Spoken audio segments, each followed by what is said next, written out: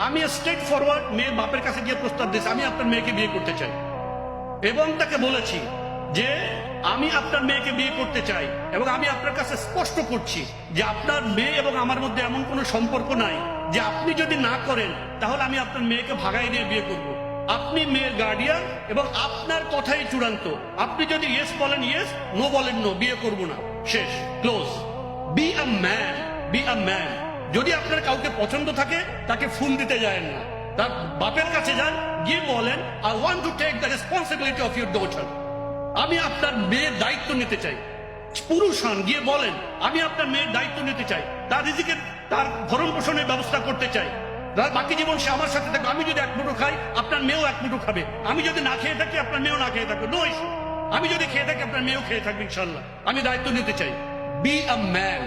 বিয়ে করেন কিন্তু ফ্যামিলিকে জানায় করবেন। ফ্যামিলি যদি আপনাকে, পুরুষদের ক্ষেত্রে বলতেছি, ফ্যামিলিকে জানাবেন, ফ্যামিলিকে জানাবেন, এগেইন আর এগেইন জানাবেন।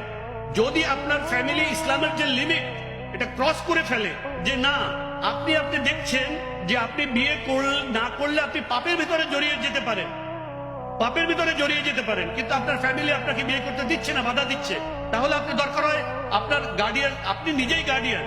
আপনার বাবা যদি না জানে দরকার চাচাকে জানান, চাচা যদি না জানে আপনার আত্মীয় স্বজনকে জানান, দরকার ঘোষণা দিয়ে দেন আমি আমার ফ্যামিলিকে জানাইছি যে আমি বিয়ে করতে চাই, কিন্তু আমার ফ্যামিলি আমাকে কোঅপারেট করছে না, as I am a man and I am responsible for myself, সুতরাং আমি সিদ্ধান্ত নিচ্ছি আমি বিয়ে করব, আপনাদেরকে জানাই দিলাম।